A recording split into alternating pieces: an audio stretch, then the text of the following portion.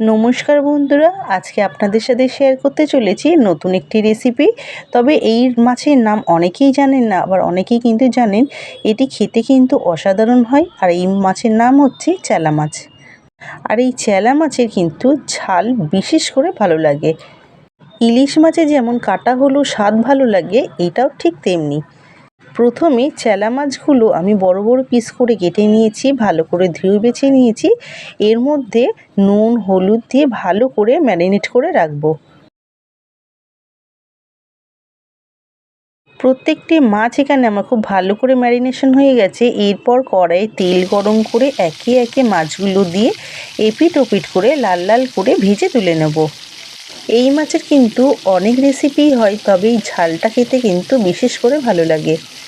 যেহেতু এটা সামুদ্রিক মাছ, তাই ঝালটা খেতে বিশেষ করে ভালো লাগবে। মাছটাও কিন্তু আমি হালকা করে ভাজবো না, একটু কড়া করে ভেজে তুলে নেব।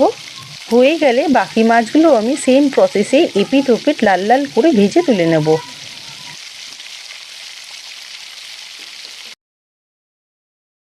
ওই একই তেলে আগে থেকে কেটে রাখা আলুগুলো দিয়ে ভেজে নেব। তবে যতক্ষণ আলুগুলো ভাজা হবে ততক্ষণ মশলা করে নেব। শিলে নিয়েছি 1 চামচ ধনিয়া, 1 চামচ গোটা জিরে, আদা রসুন মিহি করে পেস্ট করে নিয়েছি।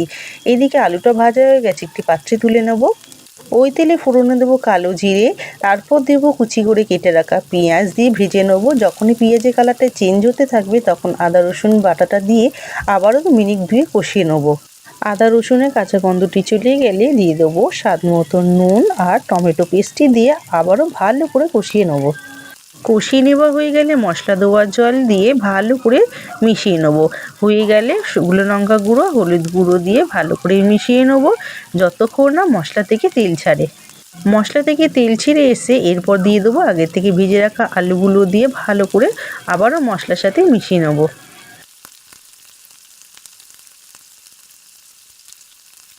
এরপর গ্রেভির জন্য দিয়ে দেবো পরিমাণ মতন জল দিয়ে ভালো করে সব কিছু মিশিয়ে নিয়ে যখনই ফুট ধরতে শুরু করবে তখনই আগে থেকে ভেজে রাখা মাছগুলো দিয়ে ঝোলের সাথে খুন্তির সাহায্যে মিশিয়ে নিয়ে ঢাকনা চাপা দিয়ে মিনিট 5 রান্না করে নেবো আলুগুলো সেদ্ধ হওয়ার জন্য।